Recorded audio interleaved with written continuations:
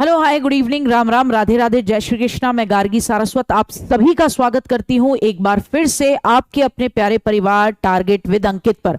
और उम्मीद करती हूं कि आप सब लोग एकदम जानदार, शानदार, जिंदाबाद और जबरदस्त होंगे। आज शाम ही मैंने आपको प्रेस कॉन्फ्रेंस जो हुई थी बीपीएससी के चेयरमैन की, अतुल प्रसाद जी की, उसके रुझान बताए थे। अब बीपीएससी कितनी स्पीड में काम कर रही है ये आप देख सकते हैं कि अभी थोड़ी देर पहले ही प्रॉपरली एक 24 से 25 पेजों का एक नोटिस जारी किया गया है जिसमें एक एक बात को क्लियर कर दिया गया है। सीटेड अपीयरिंग वाले बिल्कुल नहीं होंगे। एक एक बात आप देख लीजिए क्या रखी गई है। जो घटना जो कि उस समय बोला गया था जब प्रेस कॉन्फ्रेंस हो रही थी कि 16,140 पद हैं, वो 16,140 पद केवल पुरुषों के लिए हैं 6 to 8 में, महिलाओं के लिए अलग हैं। यहां जरा गौर फरमाएंगे कि ये जो पूरा का पूरा आपको मिला है, पूरा का पूरा नोटिस, उसमें क्या क्या क्लियर कहा गया है। तो एक एक बात को आपको ध्यान से सुनना है। इसके लिए मैं आपसे चाहूंगी कि कमेंट बाद में करके अभी पहले फोकस कर लेना है। पहली चीज कही है कि भैया कि ओवरऑल कुल पद जो हैं 6 to 8 के वो हैं 31,982 पद निकाले गए हैं, जिसमें आपसे कहा गया है कि भाई 16,140 पद किसके हैं? पुरुषों के हैं। किसके हैं भाई? पुरुषों के हैं। और महिलाओं के लिए आरक्षण क्या किया गया है? 15,842 अलग अलग कैटेगरीज में किया गया है। दिव्यांगों के लिए भी कुछ पद सिक्योर किए गए हैं। वो ओवरऑल बैठते हैं आपके, अगर आप दृष्टि बाधितों के देखें तो 400, मूक बधिरों के 339, अस्थि जिनको ऑर्थोपेडिक हैंडीकैप है उनके 286, मनोविकार बहु दिव्यांगता जिनकी है 240, और स्वतंत्रता सेनानी के पोता पोती, नाती नातिनी, इस तरीके से करके 607 पद बैठ रहे हैं। जरा गौर फरमा लें सब्जेक्ट वाइज गणित और विज्ञान के आप देखेंगे वो है 2,272 पद दे रखे हैं। और महिलाओं में अनारक्षित वर्ग बता रही हूं, यानी जनरल के बता रही हूं, महिलाओं के लिए 2,315 पद दे रखे हैं। तो कुल मिलाकर इस तरीके से अलग अलग कैटेगरीज में, जनरल की में आपका इकोनॉमिकल वीकर सेक्शन, ईडब्ल्यूएस की में अत्यंत पिछड़ा वर्ग, अनुसूचित जाति, जनजाति, पिछड़े वर्ग की महिला, इस तरीके से करके कुल पद दे रखे हैं। गणित और विज्ञान में 5,850, और महिलाओं के लिए भी इसी तरीके से, महिलाओं के लिए बिल्कुल अलग भी कर दिया, और महिलाओं के लिए भी बिल्कुल इसी तरीके से अनरिजर्व्ड यानी जनरल, इकोनॉमिकल वीकर सेक्शन, अत्यंत पिछड़ा वर्ग की महिला, पिछड़ा वर्ग की महिला, एससी की महिला, अनुसूचित जनजाति की महिला करके 5,608 पद हैं। तो मतलब आप कहीं से भी ये नहीं कह सकते कि पदों में किसी को ज्यादा दिए गए हैं। तकरीबन 50-50 या आप कह लीजिए 60-48 का रेशो रखा है महिलाओं और पुरुषों के लिए, हर वर्ग में, हर एक सब्जेक्ट में। सामाजिक विज्ञान, सोशल स्टडीज में अलग अलग कैटेगरीज के हिसाब से कुल पद जा रहे हैं 4,180 पुरुषों में, महिलाओं में 4,038 जा रहे हैं। हिंदी में भी बढ़िया निकले हैं, पुरुषों के हिसाब से 1,722, और इधर महिलाओं के लिए विशेष तौर पर 1,739 करके। अंग्रेजी में भी बढ़िया तरीके से 2,314, और उधर महिलाओं के लिए 2,278 पद हैं। संस्कृत और उर्दू में भी इसी तरीके से दे रखे हैं। तो प्रॉपरली कुल मिलाकर अच्छी खासी बंपर वैकेंसी निकली हैं। जो उस समय कॉन्फ्रेंस में बोला गया था 16,140 पद, वो शायद उस समय गलती से उन्होंने केवल और केवल पुरुष वर्ग वाला मामला बोल दिया था, या अलग जो कोटी बनाई है जिसमें कोई भी रिजर्वेशन कर सकता, महिलाओं को उसमें ऐड नहीं किया गया था। कुल मिलाकर उसमें महिलाओं को उस समय ऐड नहीं किया गया था। महिलाओं के आरक्षण के हिसाब से 15,842 और हैं, तो कुल मिलाकर पद बैठ जाते हैं 31,982। 28,982 के करीब।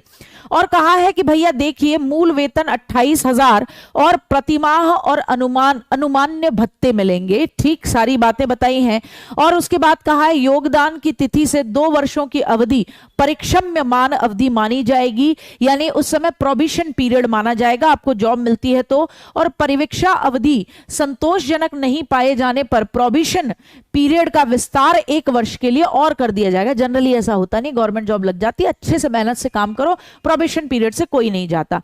फिर 9 to 10th के लिए भी पद दिए गए हैं, 9 to 10th का भी पद दिया गया है। ओवरऑल 9 to 10th के लिए पद देके इन्होंने वही 18,877 पद दिए हैं। यहां पर भी महिलाओं के लिए रिजर्वेशन अलग किया है, अलग अलग सब्जेक्ट्स में, हिंदी में भी, इंग्लिश में भी, और सभी विषयों में दे रखे हैं, गणित, विज्ञान, सामाजिक विज्ञान, संस्कृत, उर्दू, बांग्ला, सब ठीक है। और 9 से 10 तक के लिए विशेष विद्यालयों के भी 270 जो पद हैं उनका भी एक अलग कैटेगराइजेशन, महिलाओं का अलग रिजर्वेशन के हिसाब से और बाकी सबका एक अलग तरीके से भी दे रखा है।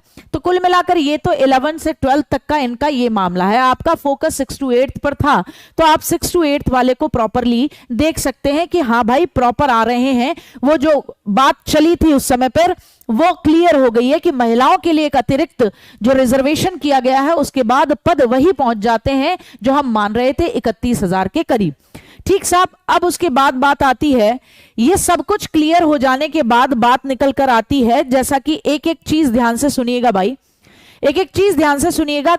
एक बात कह रहे हैं कि भाई जितना भी आपका जो भी कुछ होगा स्नातक कोटि के विद्यालय अध्यापक या माध्यमिक या उच्च माध्यमिक यानी 6 to 8, 9, 10 या 11, 12 के विद्यालय अध्यापक पद के लिए विषयवार आरक्षण रोस्टर आपको जो मैंने अभी दिखाया था सब्जेक्ट वाइज, वो बीपीएससी की वेबसाइट पर भी उपलब्ध है। और एक और महत्वपूर्ण बात कही है कि विज्ञप्तियों की जो संख्या है वो घट और बढ़ सकती है, क्योंकि ये औपबंधिक है, ये घट भी सकती हैं, बढ़ भी सकती हैं। तो कोई बाद में ये ना कहे कि आपने 31,000 समथिंग बोले थे जिसमें आपने 15,000 समथिंग महिलाओं के लिए रिजर्व किए थे, अब आप घटा क्यों रहे हो? घटा सकते हैं। अभ्यर्थियों की संख्या के अनुरूप परीक्षा का संचालन 1 से अधिक चरणों में भी हो सकता है। अगर ज्यादा बच्चों ने फॉर्म भरे तो 1 से ज्यादा चरण में भी एग्जाम हो सकते हैं, यह भी क्लियर कर दिया है। वैसे तो वनडे रखने की बात कही थी आज बीपीएससी चेयरमैन अतुल प्रसाद जी ने। शिक्षा विभाग के अंतर्गत विद्यालय अध्यापक के लिए आपकी एलिजिबिलिटी अर्हताएं क्या हैं? तो कहा पहले तो आप भारत के नागरिक होने चाहिए, उसके अलावा एनसीटीई जो भी समय समय पर आप लोगों के लिए जो टेट सीटेट मान्यता बताती है वो आपके पास होनी चाहिए। ठीक है, समय समय पर राज्य और केंद्र सरकार द्वारा आहूत शिक्षक पात्रता परीक्षा में उत्तीर्ण होना चाहिए। और कह रहे हैं कि भैया उसमें बता दें शिक्षक पात्रता परीक्षा क्या, तो कह रहे हैं कि मध्य विद्यालय के लिए 6 to 8 के लिए सीटेट का सेकंड पेपर या बीटेट का सेकंड पेपर क्वालिफाई होना चाहिए, उत्तीर्ण होना चाहिए। तो अपीयरिंग वालों का पत्ता काट दिया गया है। मैं उस समय इसलिए नहीं बता पाई थी क्योंकि यह स्टेटमेंट आपके बीपीएससी चेयरमैन जी का नहीं था, उनके पड़ोस में बैठे हुए व्यक्ति का था, तो शायद मुझसे उस समय वो मिस हो गया था। तो ये इस बार अपीयरिंग को नहीं ले रहे। फर्स्ट फेज में इन्होंने अपीयरिंग को लिया था, 1 to 5 में इन्होंने अपीयरिंग को लिया था, अब नहीं ले रहे। अब कह रहे हैं पात्रता परीक्षा उत्तीर्ण और 6 to 8 में सीटेट सेकंड पेपर या बीटेट सेकंड पेपर उत्तीर्ण होना चाहिए। फिर अगर आप माध्यमिक विद्यालय के लिए आ रहे हो, माध्यमिक विद्यालय के अध्यापकों जो कि विशेष विद्यालय के अध्यापकों के लिए आ रहे हैं, तो एसटेट का पेपर 1 होना चाहिए। उच्च माध्यमिक विद्यालय के अध्यापकों के लिए भी एसटेट का, सीटेट का नहीं, एसटेट का पेपर 2 होना चाहिए उच्च माध्यमिक के लिए भी। ठीक है, जो इनके यहां भरेंगे। उसके बाद क्या कह रहे हैं, सिंपली यहां पर ये मेरे 80 हैं, मेरे 82 हैं, क्या होगा पूरी बात बता दी है यहां पर क्लियर। क्या कह रहे हैं, सीटेट अभ्यर्थियों के लिए बीटेट 2017 के लागू प्रावधान अनुसार सामान्य कोटि के अभ्यर्थियों को 60% अंक यानी कि जनरल वाले को 90 नंबर चाहिए ही चाहिए। पिछड़ा वर्ग, अत्यंत पिछड़ा वर्ग या सामान्य कोटि की महिला उम्मीदवार को 55% अंक। क्या कह रहे हैं, पिछड़ा वर्ग, अत्यंत पिछड़ा वर्ग या सामान्य कोटि की महिला उम्मीदवार को, सामान्य जनरल की महिला को भी 55% अंक और अनुसूचित जाति और जनजाति या निशक्त कोटि के उम्मीदवार को 50% अंक के आधार पर उत्तीर्ण माना जाएगा। तो महिलाएं जो कि जनरल से बिलोंग करती हैं उनके लिए यहां पर थोड़ा सा क्या है, रिलैक्सेशन है कि 55% पर भी हो जा रहा है। ठीक है साहब, 55% पे भी महिलाओं के लिए, पिछड़ा वर्ग, अत्यंत पिछड़ा वर्ग और सामान्य कोटि की महिलाओं के लिए। ठीक साहब, और SC ST और फिजिकली हैंडीकैप्ड या निशक्त कोटि के लिए 50% है। ये क्लियर हुआ। अब एक और क्वेश्चन आप का हमेशा रहा 6 to 8 वालों में कि मैथ्स और साइंस का क्या रहेगा, क्या अलग अलग होगा? जो साइंस भरेगा उसको क्या मैथ्स के भी क्वेश्चन फेस करने पड़ेंगे? तो ये बात यहां कॉमन सेंस से क्लियर होती है कि यहां 6 to 8 के जो विषयवार निम्न पद निकाले हैं वो गणित और विज्ञान अध्यापक का एक कैटेगरी निकाला है, सामाजिक विज्ञान अध्यापक की एक कैटेगरी निकाली है और भाषा की एक कैटेगरी निकाली है। तो ऐसे में एक चीज आपको यहां दोबारा से समझा दूं, क्योंकि यहां अगर आप देख लोगे तो आपको यह चीज क्लियर हो जाएगी कि देखिए यहां गणित और विज्ञान साथ लिखा है, तो इसका मतलब ग्रेजुएशन में जो इन्होंने एलिजिबिलिटी मांगी थी कि कोई 2 सब्जेक्ट आप पे होने चाहिए, तो वो होंगे। तो याद रखिए मैथ्स भी पूछा जाएगा, साइंस भी आएगा आपके पेपर में। सामाजिक विज्ञान वाले के में सबाना है, हिंदी वाले के में अपना हिंदी से रिलेटेड, अंग्रेजी, संस्कृत, उर्दू वाले के में उर्दू से रिलेटेड। तो ये चीज यहां क्लियर हो गई कि भैया जब कैटेगरी ही इन्होंने गणित और विज्ञान के अध्यापक की एक साथ रखी है तो अलग अलग नहीं है, तो साइंस वाले को मैथ्स भी फेस करनी होगी। अहर्ताएं बता दी हैं, फिर से एक बार बता दूं 6 to 8 की अहर्ताएं बहुत महत्वपूर्ण है। एक एक बात को ध्यान से समझ लेना, कोई अलग से नहीं पूछे कि मेरा ये हो गया है, क्या मैं एलिजिबल हूं। आपको मैं यही बता रही हूं, इतना कॉमन सेंस आप लगा पाएंगे जब आप शिक्षक बनने के लिए जा रहे हैं। तो वहां पूछने की जगह कि मैं BSc में हूं, मैंने ये किया है, प्लीज मैं एक रिक्वेस्ट करूंगी बिट्टू यहां देख लो। इन्होंने कहा आपके पास ग्रेजुएशन हो, ग्रेजुएशन होनी चाहिए और प्रारंभिक शिक्षा में द्विवर्षीय डिप्लोमा चाहे किसी भी नाम से जाना जाता हो, स्नातक और प्रारंभिक शिक्षा में 2 साल का डिप्लोमा आपके पास होना चाहिए एलिमेंट्री एजुकेशन का, चाहे उसे BTC कहते हो, चाहे DLED कहते हो, चाहे B.Ed कहते हो। सीधी बात, यहां तो ये क्लियर हो गया। अथवा 50% अंक आपके होने चाहिए ग्रेजुएशन में या पोस्ट ग्रेजुएशन में और B.Ed होनी चाहिए। एक और एलिजिबिलिटी का क्राइटेरिया है, अगर ये क्लियर होता है 50% ग्रेजुएशन और पोस्ट ग्रेजुएशन में है और साथ में B.Ed है तो फॉर्म भरिए। आपके पास स्नातक है और 2 साल का एलिमेंट्री एजुकेशन का BTC JBT जो है भर लीजिए भैया जी। फिर आता है या फिर 45% अंक, जो गुड़िया बोल रही थी मेरे 48% है, वो देख ले यहां। न्यूनतम मैक्सिमम 45% अंकों के साथ ग्रेजुएशन और शिक्षा शास्त्र में 1 वर्षीय स्नातक B.Ed। शिक्षा शास्त्र क्या होती है? एजुकेशन में 1 साल वाली B.Ed कर रखी हो, यानी ग्रेजुएशन में अगर 45% है तो उसने एजुकेशन में, शिक्षा शास्त्र में 1 साल की B.Ed कर रखी होगी, जो कि NCTE के मानदंड और क्रियाविधि के अनुसार समय समय पर अलाउ की जाती है। ये भी नहीं है तो 50% अंक होने चाहिए उच्चतर माध्यमिक 12th में। 12th में अगर 50% हैं प्लस आपके पास क्या है, 4 वर्षीय प्रारंभिक शिक्षा शास्त्र में स्नातक यानी BLED है। 4 वर्षीय 4 साल की एजुकेशन में क्या है, प्रारंभिक शिक्षा शास्त्र में स्नातक है यानी BLED है आपके, तो फिर आप क्या कर सकते हो, भर सकते हो। 50% 12th में और 4 वर्षीय प्रारंभिक शिक्षा शास्त्र में एजुकेशन में आपने स्नातक कर रखी है तो आप उसको आराम से भर सकते हैं। ये भी नहीं है तो 50% आपके होने चाहिए 12th में और 4 साल का जो इंटीग्रेटेड कोर्स आता है BA-Ed वाला, जिसमें BA भी होती है और आपका B.Ed की जगह BA भी रहेगी और साथ में एजुकेशन के साथ में एड भी रहेगा B.Ed। ठीक है, BA-Ed यानी कि इसमें B.Ed को भी इन्वॉल्व कर लिया जाता है, किसके साथ, BA के साथ, तो इसे BA B.Ed प्रोग्राम बोलते हैं। तो कह रहे हैं 50% 12th में हो और 4 साल की BA B.Ed या BSc B.Ed ये सब होना चाहिए तो काम आपका बन जाएगा, जिसे BA-Ed बोलते हैं या BSc Ed बोलते हैं। ये भी नहीं है तो 50% अंक आपके 12th में हो और 1 साल का स्पेशल एजुकेशन में बीएड होना चाहिए। ठीक है, आ रही है बात समझ में? ये भी नहीं है तो कह दे रहे हैं कि अच्छा भैया ये भी नहीं है तो हम और मौका दे रहे हैं कि 55% होने चाहिए आपके किसमें, ग्रेजुएशन में, ना सॉरी पोस्ट ग्रेजुएशन में न्यूनतम 55% हो, स्नातकोत्तर यानी पोस्ट ग्रेजुएशन में, और 3 साल का एकीकृत बीएड एमएड का एक 3 साल का कंबाइंड कोर्स आता है वो कर रखा हो। अब अगर आप इनमें से किसी भी एरिया को फुलफिल करते हैं तो ये आपकी क्या है, 6 to 8 के लिए अर्हताएं हैं। इसके अलावा कुछ और पूछने की कि मैं किधर में आता हूं, मेरे 82 हैं कि मेरे 48 हैं, कोई जरूरत नहीं है, इन्होंने स्पष्ट कह दिया, मैंने आपको स्पष्ट बता दिया है। ठीक साहब, और इन्होंने एक बात और कह दी है, शिक्षा शास्त्र में जो डिप्लोमा है स्पेशल एजुकेशन में, ठीक है, या बीएड आपने स्पेशल एजुकेशन में करी हुई है तो वो केवल भारतीय पुनर्वास परिषद यानी आरसीआई द्वारा मान्यता प्राप्त पाठ्यक्रम ही मान्य होगा, वरना बाहर फेंक दिए जाएंगे, साफ बोल दे रहे हैं पहले ही।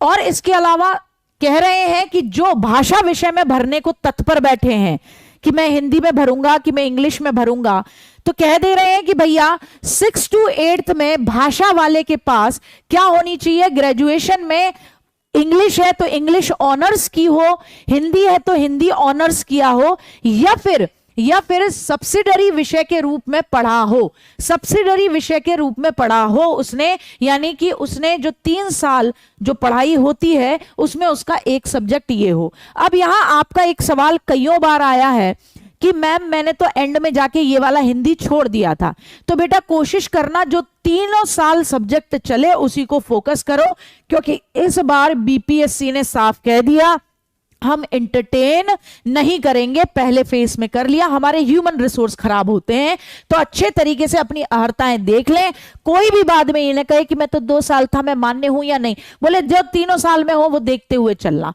ठीक साहब, 6 to 8 के सामाजिक विज्ञान वालों का क्या है, खूब अच्छे से समझ लो, हिस्ट्री, भूगोल, हिस्ट्री, ज्योग्राफी, पॉलिटी, आपका फिलॉसफी, दर्शन शास्त्र, इकोनॉमिक्स, वाणिज्य, कॉमर्स, मनोविज्ञान, साइकोलॉजी, समाज शास्त्र, गृह विज्ञान में से कोई 2 सब्जेक्ट, केवल कोई 2 सब्जेक्ट ग्रेजुएशन लेवल पर पढ़े होने चाहिए। अब इसमें भी रोना नहीं है कि 2 साल पढ़े कि 3 साल, तो कोई जो 2-3 साल पढ़े उसको फोकस करना, बाद में क्यों अपने आप को हटवाना बेटा। मैथ्स और साइंस वालों के लिए मैथ्स, फिजिक्स, केमिस्ट्री और बायोलॉजी में से कोई 2 विषय होने चाहिए, कोई से भी 2 विषय होने चाहिए, साफ बोल दिया। फिर ये बोला भैया 6 to 8 के लिए विद्यालय अध्यापक के पद पर नियुक्ति हेतु शैक्षणिक और प्रशैक्षणिक योग्यता में क्या कह रहे हैं, एससी, एसटी, ओबीसी वाले और दिव्यांगों को न्यूनतम निर्धारित अर्हतांक में 5% छूट देंगे, ये इन्होंने स्पष्ट किया है। फिर 9 to 12 की भी बताइए, अलग बताइए, फिजिकल एजुकेशन वालों की अलग बताई है, सबकी अलग अलग बता दी है। संगीत विषय जो 9 to 10 है उसके लिए क्या है, जो आर्ट्स है, फाइन आर्ट्स, ललित कला, उनके लिए 9 to 10 में क्या मांग रहे हैं, डांस वालों के लिए क्या मांग रहे हैं, विशेष विद्यालय के लिए क्या मांग रहे हैं, सबके बारे में बताया। 9 to 10 के लिए मैथ्स के लिए क्या मांग रहे हैं, विज्ञान, सामाजिक विज्ञान, सबके बारे में। 11-12 में भी सब्जेक्ट कॉम्बिनेशन भी बताए हैं। उसके बाद 11-12 कंप्यूटर्स में बता दिया, संगीत में बता दिया, सबके बारे में बता दिया है। ठीक है, अच्छा जी, अब उसके बाद ये आते हैं कि भैया जो पिछड़ा वर्ग है या अत्यंत पिछड़ा वर्ग है उनके लिए इन्होंने जो रेजिडेंशियल स्कूल्स होते हैं ना, उसका इन्होंने जो पद निकाले हैं उसका भी विषयवार पूरा का पूरा बताया है, हर सब्जेक्ट में कितने कितने पद हैं एंड में दे रखे हैं। पेज नंबर इस समय इनका 11वां चल रहा है, तो वहां इन्होंने इस बारे में बताया है। ये वाला कॉलम जो है ये है पिछड़ा वर्ग और अति पिछड़ा वर्ग का कल्याण विभाग के अंतर्गत किस किस में कितने पद हैं, 6 to 8 में कितने दिए हैं, 9-10 में कितने दिए हैं, और इनके लिए 11-12 में कितने दिए हैं ये बताया है। प्रिंसिपल के लिए कितने पद हैं और उनकी पेमेंट कितनी है सब बताया है। अन्य पिछड़ा वर्ग कन्या आवासीय +2 यानी 10th +2 यानी 12th में उच्च विद्यालयों में प्रशिक्षित 6 to 8 की न्यूनतम विषयवार निम्न पदों पर नियुक्ति की जाएगी। कन्याओं के लिए आवासीय जो स्कूल हैं उनके बारे में भी बताया है कि ये सब्जेक्ट दे रहे हैं, और साथ ही साथ यहां हम क्या दे रहे हैं, यहां हम उनकी एलिजिबिलिटी दे रहे हैं। तो अगर कोई बच्चा इनमें भी एप्रोप्रिएट बैठता हो तो इन्हें भी भर सकते हैं। अन्य पिछड़ा वर्ग का कन्या आवासीय +2 के लिए क्या क्या मामला दे रखा है, आपके पास क्या होना चाहिए, ठीक है। इसमें भी फिजिकल एजुकेशन और हर सब्जेक्ट वाइज दे रखा है। अब आ जाए एज लिमिट। एज लिमिट समझ लें भाई, सब जगह की कैटेगरी जो इन्होंने आवासीय विद्यालय भी बता दिए, अन्य पिछड़ा वर्ग के अलग बता दिए। इस सब में बताने के बाद ये अंत में आते हैं एक बात पे कि एज लिमिट कितनी है। तो भैया साफ सरल शब्दों में कह रहे हैं, सभी पदों पर नियुक्ति हेतु न्यूनतम और अधिकतम उम्र सीमा के लिए कट ऑफ तिथि हम क्या मान रहे हैं, 1/8/2023 को मानकर चल रहे हैं। ये कह रहे हैं अगर आप 6 to 8 में टीचर हैं तो आपकी न्यूनतम 6 to 8 मध्य अध्यापक के लिए, अच्छा 6 to 8, उसके बाद 9, 10th और 11, 12th के लिए जिसमें भी आप अध्यापक हैं, न्यूनतम आयु कितनी है आपकी, न्यूनतम आयु 6 to 8 में 18 वर्ष न्यूनतम है। 6 to 8 में 18 वर्ष न्यूनतम है मिनिमम, लेकिन 9, 10th, 11, 12th के अध्यापक के लिए क्या रखी है न्यूनतम 21 वर्ष की आयु। वो भी कब तक हो जानी चाहिए, 1/8/2023 तक 21 साल का हो गया हो, जो 9, 10th यानी टीजीटी और 11, 12th यानी पीजीटी के लिए डाल रहा है, और जो 6 to 8 के लिए डाल रहा है वो 1/8/2023 तक 18 का कम से कम हो गया हो। मैक्सिमम आयु क्या है, ये तो मिनिमम एज बताई है, मिनिमम। अब ये कह रहे हैं मैक्सिमम कितनी बताई है, तो सिंपली कहा है कि मैक्सिमम पुरुष जो हैं उनके लिए, जो जनरल वाले पुरुष हैं 37 वर्ष होनी चाहिए, और पिछड़ा वर्ग, अत्यंत पिछड़ा वर्ग, पिछड़े वर्ग की महिला और अनारक्षित महिलाओं की उम्र 40 साल कर दी है, और अनुसूचित जाति और अनुसूचित जनजाति की पुरुष और महिला की 42 वर्ष कर दी है। तो मुझे उम्मीद है कि सब इसकी कैटेगरी के अंदर आते होंगे। प्रधानाध्यापक के लिए अलग दे रखी है।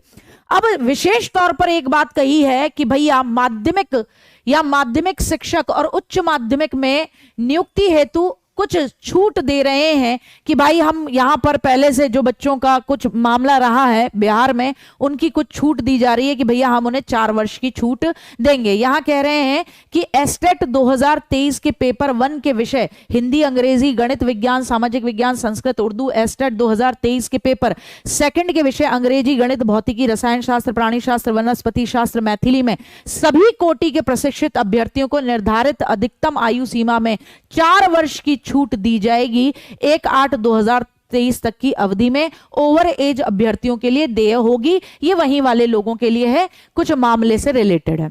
ठीक है साहब, यहां तक क्लियर हुआ। आप इस कैटेगरी में आते होंगे, मुझे पूरी उम्मीद है। अब कह रहे हैं चयन प्रक्रिया क्या होगी।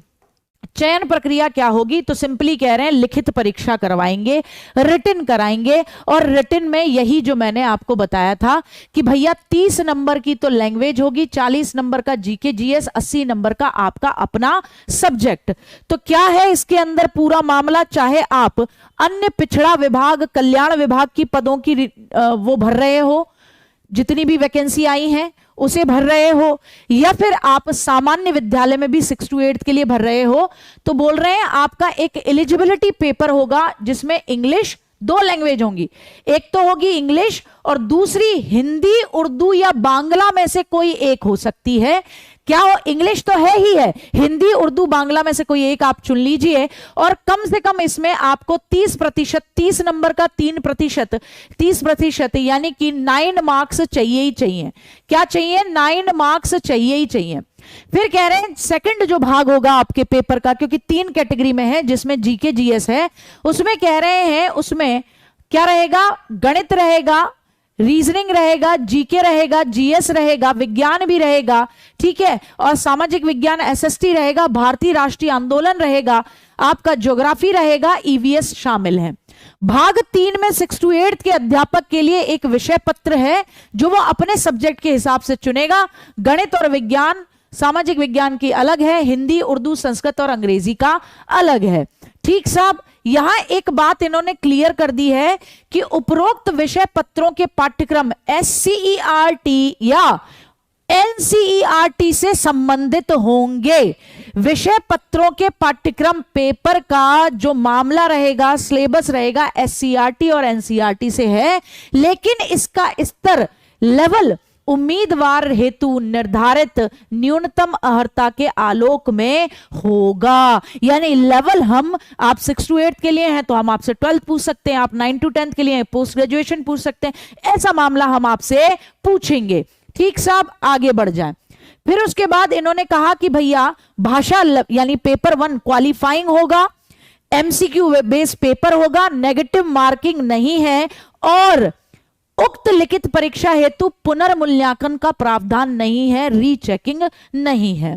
फिर कह दे रहे हैं भैया देखो, मेरिट कह रहे हैं, मेरिट कह दे रहे हैं कि मेरिट बनेगी 120 में से, यानी जो क्वालिफाइंग है उसको सिर्फ पास करना है। मेरिट बनेगी पार्ट 2 भाग 2, जिसमें कि 40 नंबर का जीके जीएस है, और भाग 3 जो 80 नंबर का आपका सब्जेक्ट है वहां से। और क्या कह रहे हैं, इस बात को विशेष तौर पर ध्यान से सुनना, बहुत महत्वपूर्ण बात कह रहे हैं। लिखित परीक्षा के कुल प्राप्तांक भाग 2 और 3 के आधार पर आयोग सफल अभ्यर्थियों की औपबंधिक क्या करेगा, मेरिट बनाएगा, यानी मेधा सूची तैयार करेगा। लिखित परीक्षा के अगर कुल प्राप्तांक समान हो गए तो आपका चयनित विषय यानी कि जो 80 नंबर का है उसके प्राप्तांक देखे जाएंगे। और अगर चयनित विषय में भी आपके प्राप्तांक सेम हो गए, मेरी बात को समझ पा रहे हो क्या कह रहे हैं? पहले तो मेरिट देखेंगे सेकंड और थर्ड को मिलाकर, दो व्यक्तियों के पार्ट सेकंड और थर्ड में बराबर नंबर आए हैं तो फिर देखेंगे पार्ट थर्ड में किसके ज्यादा नंबर हैं, तो पार्ट थर्ड वाले को आगे बढ़ाएंगे। समझ में आ रही है? यानी 80 नंबर पे ज्यादा अपना बढ़िया तरीके से काम करना है, साफ कह दे रहे हैं। और फिर चयनित विषय में समान अंक, अगर उसमें भी दोनों के बराबर अंक आ गए, उसमें भी चयनित थर्ड पार्ट में भी दोनों के ये समझ लो 70-70 हैं, तो फिर भाग 1 पर जाना पड़ेगा, यानी क्वालिफाइंग पेपर पे जाना पड़ेगा, लैंग्वेज पर, और वहां पर देखते हुए मेधा क्रम यानी मेरिट डिसाइड होगी। तो बेटा एक पोर्शन नहीं छोड़ सकते हो तुम, इसका क्वालिफाइंग पे भी पूरा फोकस रखना, क्योंकि बाई चांस हो सकता है तुम जिसके साथ कंपीट करो वहां सेकंड और थर्ड को मिलाकर तुम्हारे भी कितने बैठ रहे हो, 100, और उसके भी 100 बैठ रहे हो। और फिर जब दोनों का चेक किया जाए तो तुम दोनों हिंदी से हो या सोशल साइंस से हो, दोनों के ही 70-70 नंबर बैठ रहे हो, तो फिर खेल केवल आपका क्वालिफाइंग पेपर करवाएगा। वो जो 30 नंबर का था वहां जिसके ज्यादा होंगे उसको मेरिट में नंबर पहले प्रायोरिटी मिल जाएगी। भाषा अर्हता भाग 1 विषय में भी प्राप्तांक अगर समान है, अगर वहां पे भी बराबरी हो गई तो उम्र में समानता होने पर और एज भी समान हो गई तो देवनागरी लिपि में वर्णमाला के अनुसार में उम्मीदवार को वरीयता दी जाएगी। कोई ए वाला था, कोई जी नाम का था गार्गी, तो ए वाले अंकित को दे दी जाएगी। सब जगह बराबरी है तो ए वाले अंकित को दे दो, एज भी बराबर है तो अब अंकित को दे दी जाए, गार्गी को नहीं। किसी भी तरीके का इंटरव्यू नहीं है मेरे हिसाब से। मेरिट क्लियर हो गई? क्या कहना था मुझे? इंटरव्यू नहीं है साहब। उसके बाद क्या कह रहे हैं, हाँ उसके बाद सिंपली एक बात कही है कि भैया देखो एक चीज स्पष्ट कर दें, जो पिछली बार 1 to 5th में बच्चों ने गड़बड़ी की थी क्योंकि उन्होंने ये इस तरीके की सूचना ध्यान से नहीं पढ़ी थी।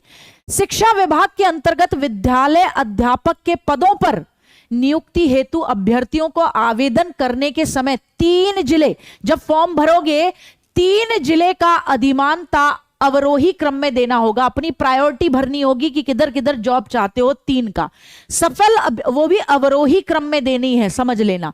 सफल अभ्यर्थियों के लिए जिले की दी गई अधिमानता और मेरिट के आधार पर उन्हें जिलों का आवंटन होगा। पास हो जाने पर अभ्यर्थियों की मेधा के अनुसार, मेरिट के अनुसार तीनों अधिमानता में से किसी के प्राप्त नहीं होने की स्थिति में उन्हें अंग्रेजी वर्णमाला के अनुसार जो भी जिला खाली होगा उधर भेज दिया जाएगा, लेकिन फिर भी मेरिट आप भर दीजिएगा। ठीक है, आ रही है बात समझ में कि उन्हें फिर कहीं किसी अन्य जिले में भेज दिया जाएगा। यहां अन्य निर्देश में कहा है कोई अभ्यर्थी इस नियमावली के अंतर्गत अधिकतम 3 बार परीक्षा में भाग ले सकता है। कितनी बार परीक्षा में भाग ले सकता है? केवल 3 बार ले सकता है। क्लियर हुआ मामला? पत्र और विषयों का स्तर, यानी क्या आपके पेपर का लेवल क्या होगा, टॉपिक्स क्या होंगे, विस्तृत पाठ्यक्रम आपका बीपीएससी की वेबसाइट पर डल गया है। तो जो भी आपका सब्जेक्ट है उसका विस्तृत पाठ्यक्रम उठा लीजिए यहां से। ठीक साहब, बहुत महत्वपूर्ण बात कह रहे हैं, बहुत महत्वपूर्ण बात कह रहे हैं कि जिनको भी जिनको भी रिजर्वेशन चाहिए, आरक्षण का दावा करने वाली विवाहित महिलाओं का जाति प्रमाण पत्र या फिर स्थायी निवास या क्रीमी लेयर रहित प्रमाण पत्र पिता के नाम और पते से निर्गत होना चाहिए, ना कि पति के नाम से। साफ सुन लीजिए मैरिड गर्ल्स, पिता के नाम और पते से होना चाहिए। उपयुक्त आरक्षण संबंधी सभी प्रमाण पत्र सत्यापन के समय मूल रूप से प्रस्तुत नहीं कर पाए तो भैया आरक्षण रद्द है। ठीक है साहब, क्लियर हुआ?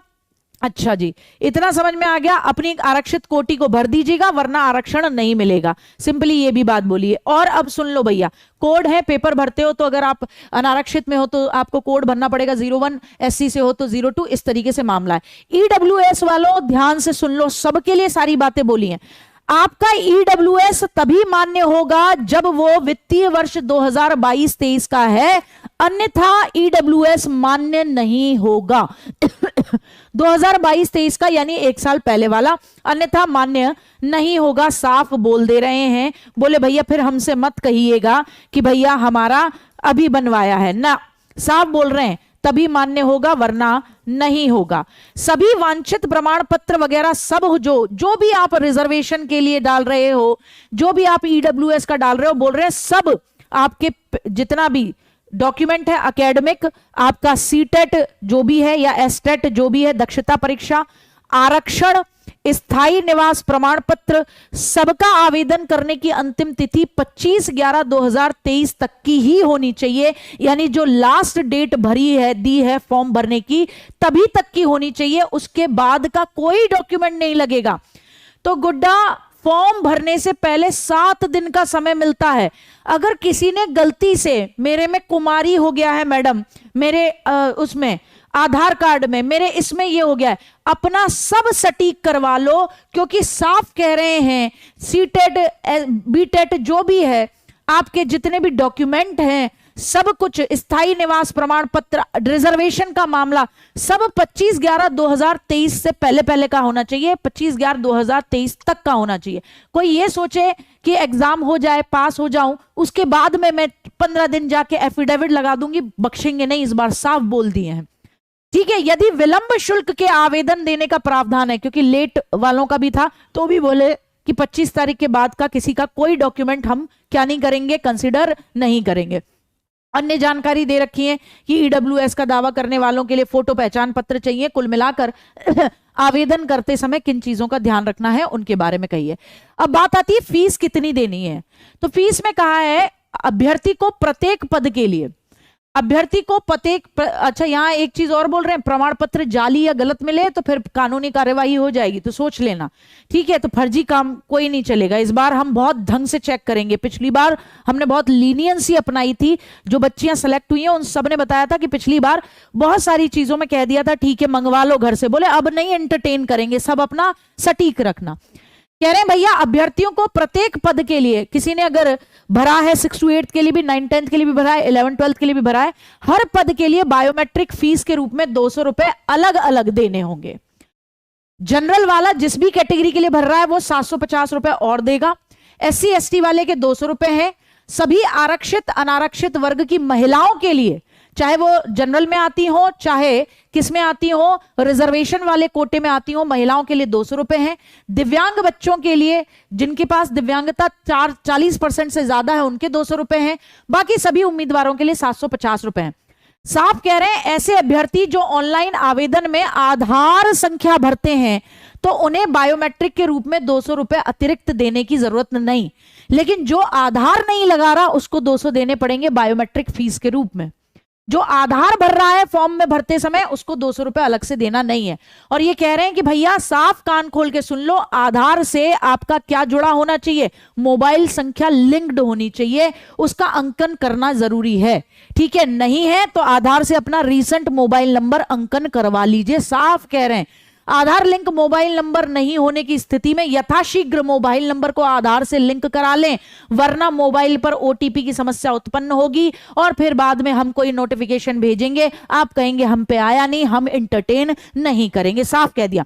आवेदन, ऑनलाइन आवेदन पत्र भरने के लिए निबंधन, रजिस्ट्रेशन और फीस की शुरुआत कल से यानी 5 नवंबर से हो रही है 14 नवंबर तक। विलंब शुल्क के साथ आप 17 तारीख तक भर सकते हो। आवेदन प्रारंभ करने की तिथि 10/11/2023, अंतिम तिथि 25 नवंबर 2023, यानी हर डॉक्यूमेंट आपका 25 नवंबर 2023 की शाम तक का हो सकता है, उसके बाद का नहीं माना जाएगा। अभ्यर्थी एक से अधिक विभाग के पद हेतु आवेदन करते हैं तो ऑनलाइन आवेदन हेतु भुगतान करने से पहले उम्र संबंधी सभी शर्तों में आश्वस्त होने उपरांत ही भुगतान करें। मैंने बता दिया ना, मिनिमम 6 to 8 में कितनी है, 18 है। और टीजीटी पीजीटी में मिनिमम कौन अप्लाई कर सकता है, 21 साल का। मैक्सिमम भी आपको बता दी थी, ठीक है। ओवर एज होने पर उम्मीदवारी रद्द कर देंगे, हमें आपसे कोई लेना देना नहीं होगा, साफ कह दिया, ठीक है। आ रही बात समझ में। और ये भी कह रहे हैं कार्यालय मत भेजना, कि कोई सोच रहा हो ज्यादा समझदार बनके कि हम पोस्ट ऑफिस भेज देंगे, ऑनलाइन आवेदन है। फिर क्या कह रहे हैं, एक और महत्वपूर्ण बात कह रहे हैं, पूरा बहुत जबरदस्त एक एक बात क्लियर करी है भाई इन्होंने। ऑनलाइन आवेदन भरने से संबंधित जो भी हमने अलग से निर्देश दिए हैं वो हमारी वेबसाइट पर हैं, इस वेबसाइट को एक बार देख लें। और साफ कह रहे हैं, बार बार लिखा आ रहा है, अभ्यर्थी ऑनलाइन आवेदन करने से पहले दिशा निर्देशों का भली भांति अध्ययन करें और ऑनलाइन आवेदन करने के क्रम में सभी सूचनाएं सही और ठंडे दिमाग से भरनी है।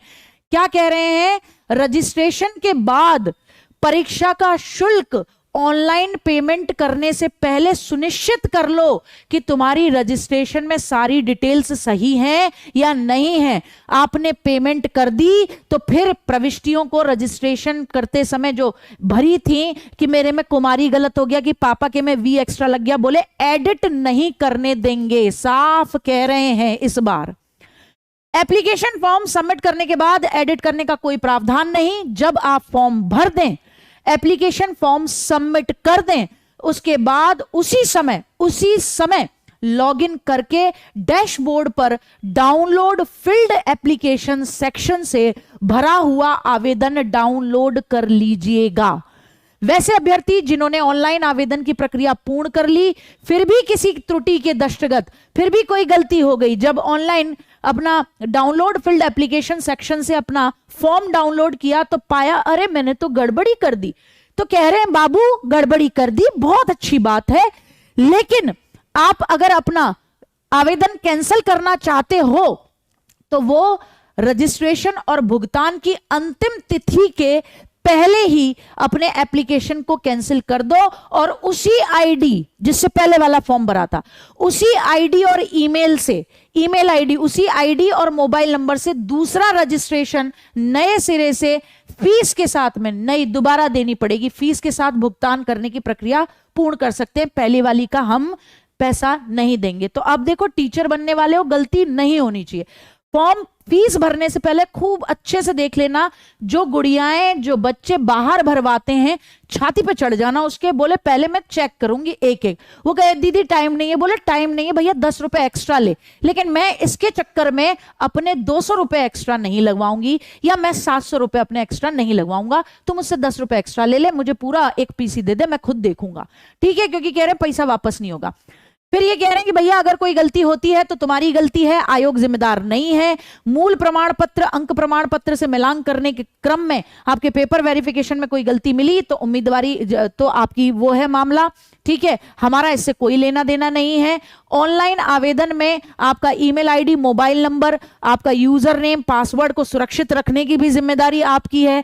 थोड़े समय पहले एक पेपर हुआ था सेविका का, बच्चों ने खो दिया, बोले सब जो भी कुछ मिल रहा है अपना email ID, mobile number, user name, password खुद संभाल कर रखना, और वो भी जब तक कि रिजल्ट डिक्लेयर नहीं हो जाता, वेरिफिकेशन नहीं हो जाता, डॉक्यूमेंटेशन नहीं हो जाती, जॉब नहीं मिल जाती, तब तक सुरक्षित रखना।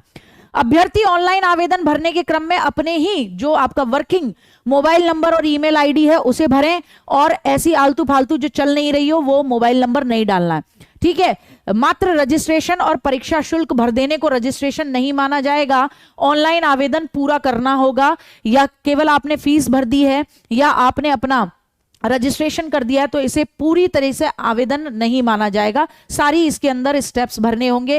फोटो प्रॉपर होनी चाहिए, वेबकैम के माध्यम से खींच के डलवाएं, ठीक है। और ये कह रहे हैं कि भैया इंटरनेट या बैंकिंग व्यवधान के लिए भी हम जिम्मेदार नहीं है कि कोई ये कहे साइट क्रैश कर रही थी हम फॉर्म नहीं भर पाए और दोबारा डेट बढ़ा दीजिए। साफ कह दिया 25 तारीख के बाद डेट नहीं बढ़ेगी, रात में 11 बजे खोलो, 12 बजे खोलो, घर में भरो, कैसे भी भरो, इंटरनेट या बैंकिंग व्यवधान के लिए आयोग जिम्मेदार नहीं है। अंततः अभ्यर्थी अंतिम तिथियों का इंतजार नहीं करेंगे, उससे पहले प्रक्रिया पूरी करेंगे। अभ्यर्थी हिंदी और अंग्रेजी में हस्ताक्षर स्कैन करके निर्धारित स्थान पर ही अपलोड करेंगे। सुनिश्चित हो जाए कि इमेज स्पष्ट होनी चाहिए। सारी बातें बोल दे रहे हैं, बोले 3-5 नहीं चाहिए अपन को बाद में। अगर किसी ने बाद में 3-5 करी कि मेरा ये गलत हो गया तो लास्ट डेट से पहले पहले भर लो, हमारे सामने रोना नहीं है कि मेरा कुछ नहीं हो पाया था, ठीक है। साफ कह रहे हैं, बार बार कह रहे हैं समय नहीं देंगे, अतिरिक्त समय नहीं देंगे, गलत व्यवधान हो गया, इंटरनेट व्यवधान है, बोले जाओ आनंद फरमाओ, हम नहीं देंगे, भरो चाहे रात में भरो।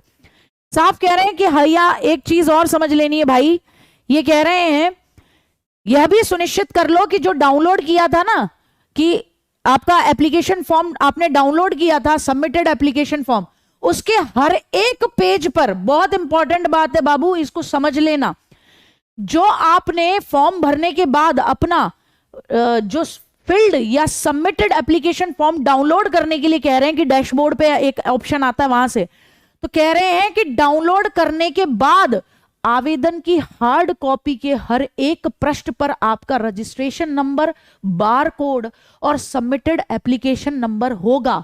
हार्ड कॉपी पर अगर ये तीनों चीजों में से कोई एक भी नहीं है, एक भी अंकित नहीं है, तो आवेदन पूर्ण रूप से भरा नहीं माना जाएगा और आवेदन अस्वीकार्य हो जाएगा। तो मतलब एक एक कदम फूंक फूंक कर रखना है, बार बार बोल दे रहे हैं, ठीक है। इसलिए कह रहे हैं आवेदन को डैशबोर्ड से डाउनलोड करके अपने पास हार्ड कॉपी सुरक्षित रख लेनी है और खूब अच्छे से देख लेनी है। हर नियम का पालन करना है। और कहां मिलेगा डाउनलोड करने के लिए? डाउनलोड फील्ड एप्लीकेशन सेक्शन में आपको अपना फॉर्म भरने के बाद, फीस जमा करने के बाद मिलेगा। और कह रहे हैं कि कई सारी कॉपी अपने पास सुरक्षित रख लें, समय समय पर आपको उसकी जरूरत पड़ेगी जब जब हम मंगाएंगे, ठीक है साहब। कागजातों के आधार पर ही अंतिम निर्णय लिया जाएगा। और ये कह रहे हैं आवेदक द्वारा ऑनलाइन आवेदन में सभी प्रविष्टियां सावधानी से भरी जाएं। ये कम से कम 4-5 बार लिखा है इन्होंने। भविष्य में किसी प्रकार का परिवर्तन सुधार मान्य नहीं। किसी भी प्रकार की त्रुटि हेतु आयोग उत्तरदायी नहीं। और कोई भी प्रतिकूल परिणाम आए यानी नेगेटिव रिजल्ट आए तो खुद ही जिम्मेदार हो, ठीक। और सिंपली कह रहे हैं जो असफल है, अनुपस्थित है, उसको कदाचार का दोषित माना जाएगा। और सिंपली कुल मिलाकर हर चीज आपको भरनी है, निकाल लेनी है। फोटो फुटुआ सब बोल दिए हैं। EWS 2022-23 वाला मान्य है, हर एक बात बता दी। भाई राजकुमार जी ये साफ सरल शब्दों में कह रहे हैं। क्या कह रहे हैं? ये साफ सरल शब्दों में कह दे रहे हैं। और वो ये कह दे रहे हैं, मैं बता देती हूं क्या कह दे रहे हैं। एक एक बच्चा देख लो इसको, ताकि दिल में किसी के कोई इच्छा रह गई हो तो वो इच्छा थोड़ी सी ठीक हो जाए।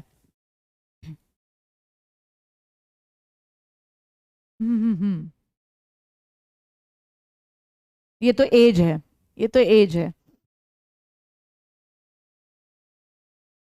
कहां गया? ये रहा भैया, कहां गया? अच्छा ये तो फिजिकल एजुकेशन वाला। अरे किधर गया? ये रहा, ये पेज नंबर है ऑफिशियल वेबसाइट पे इनके डला हुआ, पेज नंबर 5 पे बेटा जी साफ बोल दिए दक्षता परीक्षा उत्तीर्ण बच्चे, उत्तीर्ण चाहिए इनको। ये किसी भी हालत में अपीयरिंग ले नहीं रहे, उत्तीर्ण बालक चाहिए इनको। और वो भी कौन सा अपीयरिंग, तो ये बोल ही नहीं रहे। ये कह रहे हैं सारे डॉक्यूमेंट 25 तारीख से पहले पहले के होने चाहिए। चाहे आपका एलिजिबिलिटी पेपर हो, सीटेड वीटेड भी है, वो भी पहले का होना चाहिए। तो बताओ 25 तारीख तक सीटेड हो जाना है, रिजल्ट आ जाना है, कुछ नहीं होना। तो वो तो साफ कह रहे हैं उत्तीर्ण चाहिए, उत्तीर्ण, उसके बाद का कुछ नहीं चाहिए। बेटा BCA के साथ B.Ed का कोई कॉम्बिनेशन इन्होंने दिया नहीं है। बीटेक वाले या BCA वालों का कोई कॉम्बिनेशन नहीं दिया है इन्होंने। आपने देखा कि स्नातक के हिसाब से दिया है, ग्रेजुएशन के हिसाब से दिया है, ठीक है, और उस तरीके से दिया है। आपका उच्च माध्यमिक से दिया है, उधर से आपको देखना है, ठीक है ना, उधर से आपको देखना है। अच्छा, अगर बीएड का, जैसे गुड़िया बोल रही है बीएड का लास्ट ईयर का रिजल्ट अभी नहीं आया, मंगवा लो 25 तारीख से पहले पहले की हर चीज वैलिड है, ठीक है ना, आ रही बात समझ में। तो बेटा बहुत ध्यान देना है, बहुत ध्यान देना है, यहाँ पर बहुत ध्यान देना है, तो इसको फोकस करना है, अच्छे से करना है।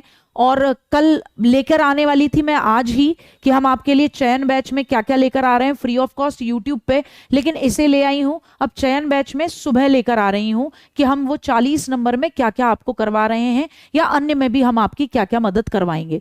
मेहनत बहुत करनी होगी, हम भी पूरी मेहनत करेंगे, चाहे डेप्थ में पढ़ाएंगे, 3-3 घंटे क्लास लेंगे, जो भी करेंगे, लेकिन हम जब अपनी जी जान लगाएंगे तो हम चाहते हैं तुम भी अपनी जी जान लगाओ, और जितनी मेहनत हो सके उतनी मेहनत करनी है। यहां मैंने एलिजिबिलिटी की सारी चीजें दे दी हैं बेटा, वो सब देख लेनी है आपको, ठीक है। चलिए बेटा जी, राधे राधे, बाय बाय। सुबह एक बार वो कर लेते हैं बेटा। सीटेट अपीयरिंग के खिलाफ एक बच्चा कह रहा है, मेरी बात सुनो, कि मैम सीटेट अपीयरिंग के लिए आवाज उठाइए। बेटा इन्होंने पहले बहुत अच्छा किया था, बहुत अच्छा क्या किया था, फेज 1 में इन्होंने सीटेट वालों को भी लिया था, और जो बच्चे बाकी अपीयरिंग में चल रहे थे उनको भी लिया था। अब इन्होंने साफ कह दिया कि सब 25 से पहले पहले का चाहिए। कारण यह है कि पहली बार में इनकी ह्यूमन रिसोर्स बहुत ज्यादा व्यर्थ गई और बहुत नाटक हुए, फिर आयोग पर कई बार सवाल भी उठे, तो इसीलिए क्लैरिटी रखने के लिए साफ कह दिया है कि भैया बाद वाले बाद में देखें, अभी हम इन्हीं को देंगे, जिनमें मादा है वो आ जाएं, और 25 से पहले पहले का होना चाहिए।